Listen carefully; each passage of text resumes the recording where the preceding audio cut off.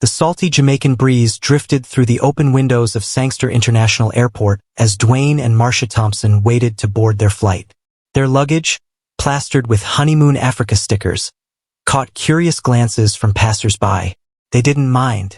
This trip had been years in the making. A romantic escape from the monotony of work, bills, and restless nights spent arguing over little things that had grown too big to ignore. Dwayne, a tall man in his mid-30s with an easy smile and gentle eyes, nudged Marcia's shoulder. "You believe we actually doing this, babe? Kenya fi real," he said, his voice carrying that soft Montego Bay lilt. Marcia smiled faintly, pushing a strand of hair behind her ear. "After all that saving? We deserve it, love. A week away from everybody and everything." Her words were light, but her tone carried something heavier. An exhaustion she tried to hide behind lipstick and sunglasses. Their flight to Nairobi was long but filled with laughter. They toasted plastic cups of champagne and took pictures for social media, captioning one of them, "From Yad to the Wild." Underneath the posts, friends cheered and teased, calling them the safari couple. When they finally stepped onto Kenyan soil, the heat enveloped them like a welcome. The rhythmic sounds of Swahili from the taxi driver reminded them they were far from home. The drive to the Masai Mara Lodge carried them through golden grasslands dotted with acacia trees. Herds of wildebeest grazed against the crimson horizon, and Marcia's eyes softened for the first time in weeks. "This place, it's like a dream," she whispered. Dwayne reached for her hand. "Then let's stay in the dream, eh? No arguing, no past, just us." For a fleeting moment, she smiled the way she used to, warm, effortless, full of promise. That night, under a sky thick with stars, they dined by candlelight on the lodge terrace.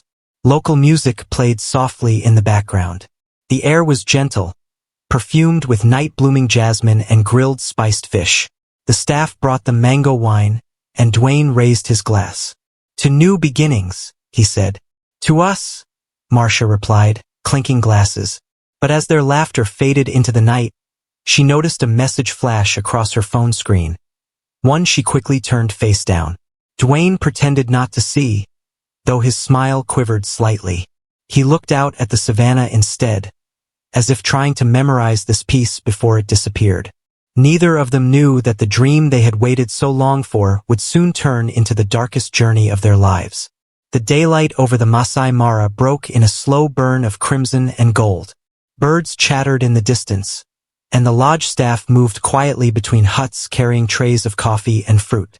Dwayne sat on the wooden deck outside their suite, a mug of Kenyan tea in hand, staring into the plains. Beneath the beauty, his thoughts churned. He had seen the message again last night. Not the words, just a name. Omar. It had flashed on Marcia's screen before she turned it over in haste. The look in her eyes wasn't fear. It was guilt.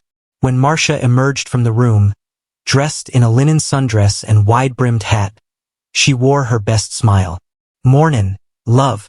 You ready for the safari drive?" "Yeah. Couldn't sleep much though," Dwayne replied, forcing a grin. "Too much beauty out there." She leaned over to kiss his cheek, but he flinched ever so slightly. A movement she caught, even if he didn't notice her noticing. Something invisible had started to wedge itself between them. At breakfast, other tourists buzzed with excitement about lions seen near the river and hippos gathering in muddy pools. Dwayne chuckled along, but every glance Marcia gave her phone made his jaw tighten. When the safari truck finally arrived, the guide, a cheerful man named Kamau, welcomed them aboard. As the jeep roamed through the golden expanse, the beauty should have mended everything. Giraffes stretched gracefully to nibble treetops, elephants marched in solemn silence, and the wind carried the scent of dust and life. But instead of laughter, there was distance. Kamau, trying to lighten the mood, pointed toward a herd of wildebeest crossing the savannah. "You see them?" he said. "They move together, always loyal. They never leave one behind." Dwayne smiled politely. Marcia looked away. An hour later, when the jeep stopped for lunch under a shaded acacia, Dwayne couldn't hold it anymore. "Who's Omar?" he asked calmly, never taking his eyes off the distant plains. Marcia froze, her fork midair. "Excuse me? You heard me. It's just a friend from back home," she said too quickly. "Friend who messaged you past midnight? Dwayne, don't start this." "Don't start what?" "A talk about honesty." His tone cracked with a strain he could barely contain. Kamau pretended to busy himself near the jeep, sensing the rising storm. Marcia's eyes flashed with anger now, not guilt. "You think I came all this way to argue again? You always dig for trouble, Dwayne. Always." The wind snapped through the silence that followed. For the rest of the drive, they said nothing. When they returned to the lodge, Marcia vanished into the spa. Dwayne walked alone by the river, the same one Kamau warned was unsafe past sunset. He tossed pebbles into the water, each one heavier than the last thought in his mind. That evening, they sat apart at dinner, two strangers under a canopy of lanterns. Other couples laughed over wine, but around the Thompsons, the night felt cold. When a group of tourists asked them to join for a bonfire, Marcia declined. Later, as the fire died out and guests retired, a few staff heard muffled voices from their cabin, low at first, then rising into angry tones. One glass shattered, then silence. By dawn, only one of them would leave that room with a clear conscience. Morning broke quietly over the savannah, painting the sky in amber ribbons. Dwayne and Marcia stood side by side as their guide prepared the jeep for another day's safari. They spoke in short sentences, polite, controlled, like two actors performing for an invisible audience. Kamau, their guide, greeted them cheerfully. "Today we go deeper into the Mara, maybe see lions, maybe rhinos. You're lucky people." Dwayne managed a half-smile. "Yeah, luck's what we need." They set off as the sun climbed higher. The open plains stretched endlessly, broken by termite mounds and thorny shrubs. Herds of gazelles scattered as the engine roared past, and vultures circled in slow spirals above distant carcasses. Marcia leaned against the edge of the jeep, her face unreadable beneath her sunglasses. She barely looked at Dwayne. At mid-morning, Kamau pointed to a cluster of tracks near the riverbank. "These are fresh. Maybe lions nearby." Dwayne pulled out his camera. "Let's go closer." Marcia frowned. "Closer? For what?" "Another picture for Instagram." He ignored the jab, stepping down from the jeep when Kamau wasn't looking. "I just want to see the prints, Marcia." Kamau turned and gestured anxiously. "Please, sir, stay with the vehicle." But Dwayne walked ahead a few meters, crouching low near the mud. Marcia followed reluctantly, scolding under her breath. The argument picked up again, quiet but sharp, carried by the wind. Something about respect, about trust, and then Omar's name again. Kamau heard a splash, then silence. He rushed toward them to find Dwayne staring into the murky water, fists clenched, eyes glassy with fury. Marcia, trembling, had stepped back, her sandals sinking into wet soil. "We fine, Kamau," Dwayne said flatly without turning around. "Just coolin' off." The guide hesitated but nodded, returning to the jeep. They all rode back in silence after that, the air thick with tension. Dwayne stared out the window, jaw tight, while Marcia repeatedly checked her phone, deleting something quickly each time she typed. By the time the jeep reached the lodge, the sun had begun to sink. Kamau helped them down and offered a warm goodbye. "Tomorrow, maybe we go see the Mara River crossing," he said, forcing a smile. Marcia nodded weakly and disappeared toward their room. Dwayne stayed behind, gazing at the horizon. Guests headed to the bar, laughter echoing across the courtyard, but he didn't follow. He waited until twilight before finally heading toward the river again, alone. That was the last time anyone saw Dwayne Thompson alive. Later that night, Marcia appeared at the bar wearing a soft pink shawl, smiling faintly as she ordered a drink. When asked where her husband was, she laughed nervously. "He went for a walk," she said. "Said he needed some air." By morning, his bed was untouched. The window shutters fluttered in the wind, and a single drop of mud stained the floor near the door brown, but drying to a dark red hue. The sun rose blood red over the horizon, glaring across the Mara plains. For most guests at the lodge, the morning brought excitement, fresh adventures, breakfast by the river, and another chance to capture the perfect safari memory. For Marcia Thompson, it brought silence. When the lodge attendant knocked at their cabin door, only Marcia answered. Her eyes were hidden behind large sunglasses, her tone flat. "My husband hasn't come back," she said vaguely, sipping from a small cup of coffee. "He went for a walk last night and never returned. Maybe he's still out there." The attendant hesitated. "Madam, the river paths are dangerous at night. Did you try calling him?" She lifted Dwayne's phone from the table. "He left this behind," she replied quietly. Within an hour, the lodge buzzed with nervous speculation. A missing guest meant trouble, media attention, police, even embassy involvement. Kamau, their safari guide, volunteered instantly to lead a search party. "He was not the type to wander far," Kamau told the lodge manager. "Something is wrong." By midday, a dozen people combed the surrounding grasslands. Dust clouds rose behind their jeeps as rangers shouted Dwayne's name into the open air. Marcia stayed behind at the lodge, pacing the deck, chain-smoking despite insisting she didn't smoke. She answered every curious question with the same dull words. "He must have gotten lost." But her eyes gave away more, an unease that twisted between fear and calculation. At 2 o'clock, a call came over the radio. Kamau's voice trembled. "We found something, near the south bend of the Mara River." When they reached the spot, silence fell. Tall reeds bent toward the water as if pointing to the secret below. A fragment of fabric clung to a thorn bush. Khaki, torn, blood-specked. Then came the tracks. Boot prints leading down to the shallows, and nothing coming back.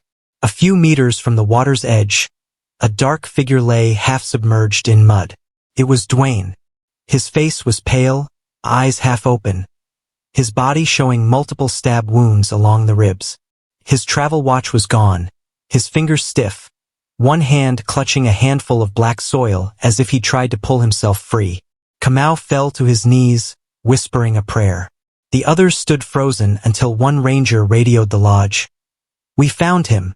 When they broke the news to Marcia, she covered her mouth and gasped dramatically, collapsing into a chair. "No, no, not Dwayne," she cried. Her sobs echoed down the hallway, but not everyone believed them. Detective Eliud George from the Narok County Police arrived before sunset. He was tall, calm, with a face hardened by too many murder scenes. He began his questioning delicately but with precision. "You said he went walking alone?" And George asked. "Yes," Marcia sniffled. "He needed to cool off. We argued about nothing serious." "Did he say where he planned to go?" "No." "You didn't follow him?" Her pause lingered too long. "No, I didn't." That night, police cordoned off the area near the cabin. They found muddy footprints on the porch, 2 sets, side by side, and droplets of dried blood near the door handle. In the bathroom trash bin, a torn piece of gauze stained brown-red was hidden beneath tissue paper. While officers filed evidence reports, Marcia stood outside beneath the cooling African night, gazing toward the darkness beyond the lodge lights. Her face was blank, but her hands trembled ever so slightly. To some, she looked inconsolable. To others, she looked relieved. The following morning, the Masai Mara Lodge was swarmed by uniformed police and forensics officers. Yellow tape stretched across the main path, sealing off the Thompsons' cabin. The warm Kenyan air now carried the sour tinge of suspicion. Guests whispered, staff exchanged uneasy glances, and Marcia sat alone on the deck, dressed in black, watching a pair of police officers photograph her husband's belongings. Detective Eliud George stood nearby, jotting notes in his worn leather book. "You were the last person to see him alive," he said evenly, looking up from the page. Marcia nodded, her voice faint. "Yes, I told you he went for a walk near the river. We argued about the usual things, money, trust, nothing serious." And George studied her expression. "Nothing serious leads to a man stabbed 3 times. Marcia froze. "Stabbed?" "Yes," he said bluntly. "Not mauled, not drowned. Stabbed. A human crime, not an animal's. For the first time, Marcia's composure cracked. She turned away, muttering a trembling prayer. That afternoon, and George interrogated several witnesses. Kamau, the guide, admitted he'd seen the couple arguing by the river the previous day. The husband looked angry, Kamau said. He was shouting, and the lady, she looked scared. But later, she smiled again, too quickly, like she wanted us to forget it happened. Another staff member revealed seeing Marcia alone past midnight near the lodge entrance, walking in the direction of the river. She said she was looking for her husband, the man recalled. But she came back less than 20 minutes later, hands dirty, breathing fast. The evidence began to pile up. Dwayne's smashed cell phone was found near the site where his body had been discovered. Forensics confirmed his blood was on the device. Inside their cabin, behind the bathroom mirror, investigators located a thin serrated kitchen knife, wrapped in a towel, with traces of blood matching Dwayne's DNA. When confronted with these findings, Marcia's story began to shift. He hit me, she claimed. I fought back. It was dark, confusing. I didn't mean to hurt him. And George leaned forward, voice calm but firm. Then why hide the weapon? Why clean the room? Why smash the phone? Her tears stopped as quickly as they began. The detective had seen this before, the moment when panic gave way to self-preservation. She looked him in the eye, her tone chillingly measured now. You have no proof that I killed him. You can't prove it wasn't someone else. But later that day, hotel surveillance footage told a different story. At 11:47 p.m., Marcia was caught leaving her cabin with a white towel in hand. 20 minutes later, she returned alone. In those same 20 minutes, trackers estimated, Dwayne was killed. When news of Dwayne's murder reached the Jamaican embassy, officials arrived to liaise with Kenyan authorities. Journalists surrounded the lodge gates, turning the quiet getaway into a media frenzy. Headlines spread fast. Romantic trip turns deadly. Jamaican tourist found murdered in Kenya. Inside the interrogation room, and George watched Marcia closely. Her silence had transformed from despair into defiance. You won't find what you're looking for, she said coldly. But he already had. Under the ultraviolet light of the forensic lab, her shawl bore faint splashes of blood. Too small to see by eye, but perfectly clear under the lens. By dusk, the detective placed his pen down and spoke quietly. Mrs. Thompson, I'm placing you under arrest for the murder of your husband, Dwayne Thompson. Marcia stared blankly ahead, then whispered, You don't understand. It wasn't supposed to happen here. As the Kenyan authorities built their case, another story was unfolding thousands of miles away in Jamaica. Back in Montego Bay, friends and neighbors of the Thompsons woke to the shocking headlines. To many, Dwayne had been the definition of devotion. Quiet, hardworking, and hopelessly in love with his wife. But among those who knew Marcia well, the news stirred whispers of an old secret that refused to stay buried. Detective and George coordinated with law enforcement in Jamaica to pull records from the couple's home. Within days, a series of details emerged that painted a disturbing picture of what lay beneath their marriage. Marcia had been in contact for over a year with a man named Omar Reed, a local contractor she had grown close to while Dwayne was frequently working abroad. Their exchanges, romantic, then increasingly desperate, suggested a connection far deeper than friendship. Email records revealed Marcia had discussed her dissatisfaction with Dwayne, calling him controlling, boring, and too afraid to dream. In one message, Omar wrote, When you're free, we'll start over. I'll wait. 2 weeks before the Kenya trip, another message appeared. Don't back out now. Remember what we talked about. Freedom only comes once. Financial investigations only deepen suspicion. Dwayne's life insurance policy had been quietly updated 3 months before their African holiday. Marcia listed as sole beneficiary. The payout stood at nearly $200,000. She had initiated the policy amendment herself, forging some of the contact authorizations under her husband's name. And George read through the files in silence, the rhythmic tapping of rain against the window filling his office. This woman planned every step, he murmured. Down to the country, far enough from home to hide her guilt. Meanwhile, Marcia sat in a Nairobi holding cell, repeating her story for the third time. Her voice had lost its trembling facade. He attacked me first. I pushed him, he fell. I panicked. The detective across from her didn't look convinced. You pushed him, but he was stabbed 3 times in the back? She hesitated, eyes darting toward the corner of the room. I don't remember. Later that night, officers uncovered a new piece of evidence from Dwayne's phone. Forensic technicians managed to recover deleted messages between him and his friend back in Jamaica. Hours before his death, Dwayne had texted, "If anything happens to me, tell Mom to check Marcia's emails. Something not right." That single line, emotional, frightened, prophetic, cemented the prosecution's theory. News outlets across both nations ran with the unfolding scandal. From love to murder, inside the safari death of a Jamaican husband, one headline read, Jamaican talk shows debated whether Marcia had been driven by greed, jealousy, or both. When she was brought before the Nairobi High Court weeks later, cameras flashed from every corner. Dressed in a beige prison uniform, Marcia kept her eyes down as the charges were read. Reporters leaned in when the prosecutor recounted the affair, the secret insurance, and the recovered messages. Dwayne's mother sobbed openly in the front row when the photos of the couple, smiling before their flight, were displayed as evidence. For a moment, even Marcia seemed to falter. She pressed her hands together and whispered something only she could hear. Then she looked up, dry-eyed, and said softly, "It wasn't supposed to end this way." But by then, the truth had traveled farther than she could run. The Nairobi courtroom felt suffocating under the weight of the crowd. Reporters filled the benches, cameras flashed between testimonies, and every eye fixed on the woman seated at the defendant's table. Marcia Thompson no longer looked like the glowing bride from travel photos.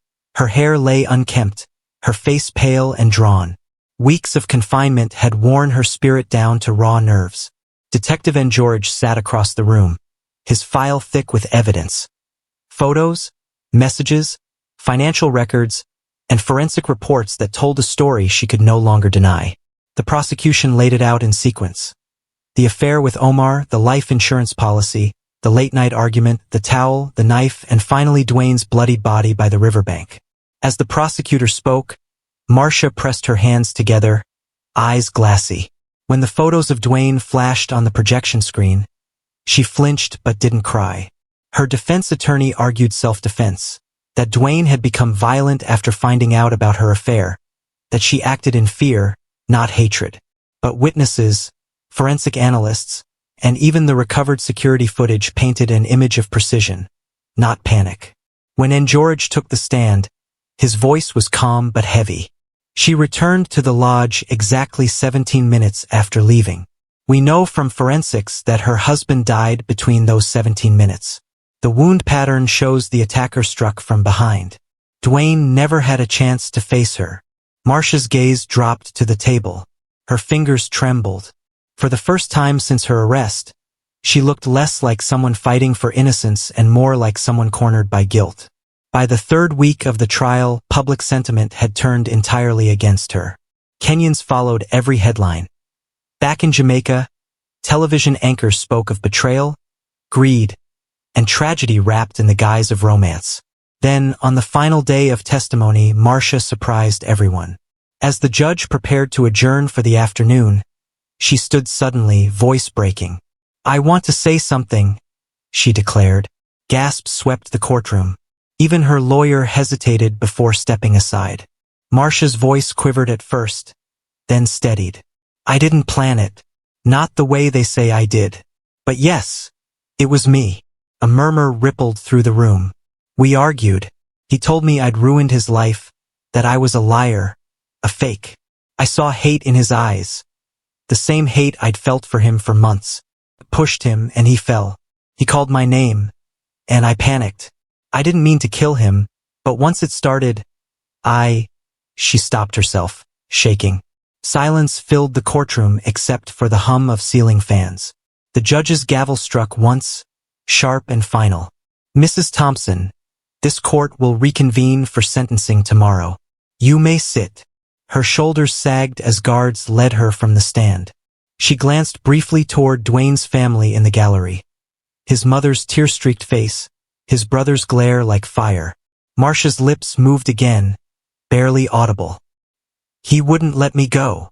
As dusk fell that evening, the prison van drove her back toward Nairobi Women's Correctional Facility. Through the barred window, the landscape rolled by: golden grass, darkening clouds, the silhouette of acacia trees against a fading sun. She thought of Montego Bay, the sound of waves, and the man whose love she had traded for ruin. For the first time since his death, tears fell freely. Not just for Dwayne, but for everything she had destroyed trying to chase what she called freedom. The courtroom filled again the next morning, tense and hushed. The sound of footsteps echoed as Marcia Thompson was led in, shackled, head bowed. The judge's bench towered above her like a shadow. She had confessed, in part, but offered no explanation that could lessen the weight of what she had done. Reporters swarmed the corridors outside. Cameras flashed with every movement. People wanted a story, an answer to why a dream trip across oceans had ended in such savage loss. Dwayne's family sat at the front of the gallery, their faces weary from sleepless nights and too many retellings of the same horror. His mother clutched a folded photograph, her son smiling beside the woman who now stood accused of his murder. Judge Baresa adjusted his glasses, the gavel poised between his fingers. "Mrs. Thompson," he began solemnly, "this court has considered your confession and the abundance of evidence presented. It acknowledges the human weakness of anger, but cannot ignore the deliberate actions that followed, actions meant to conceal, to mislead, and to profit from death." He turned to the defense. "You have asked for leniency, citing emotional distress and provocation. However, what you describe as loss of control was preceded by planning, insurance transfer, deletion of messages, and concealment of the weapon. The court cannot treat that as an accident." The hall fell silent. Marcia's lips trembled, her hands clasped tightly before her. She whispered something, too soft to hear, before the final words came. "For the murder of Dwayne Thompson, this court sentences you to 25 years imprisonment under Kenyan law." Gasps filled the room. Dwayne's mother wept quietly as guards escorted Marcia away. She didn't resist, didn't plead. She only looked toward the courtroom doors where faint sunlight spilled through. For a fleeting moment, her expression softened, perhaps remembering the life she once had, the man she once claimed to love. His funeral in Montego Bay drew hundreds. The church overflowed with mourners, some remembering him as a gentle soul, others marveling at how love could have twisted so cruelly. In Kenya, the lodge where it all happened tried to move on. The cabin was closed for months. Guests whispered about it when walking near the river. Some said the silence there felt different, thicker, heavier, as if the land itself remembered. Locals began calling the bend in the river Thompson's Point, a quiet warning to any couple who visited. That love, when tainted by deceit, could turn deadly beneath even the most beautiful skies. Inside her cell, Marcia counted days on a small piece of cardboard she kept hidden behind her pillow. At night, she dreamed of Dwayne, not in anger, but in fragments of their happier days. The laughter on the plane, the first night in Kenya, his voice saying, "Let's stay in the dream." Every morning she woke to the sound of the warden's keys and the reality she could never escape. She had ended the one person who had truly wanted forever with her. And beyond the walls of her confinement, the plains of the Masai Mara stretched as endless as ever, untouched, indifferent, watching quietly as time buried another story in its dust.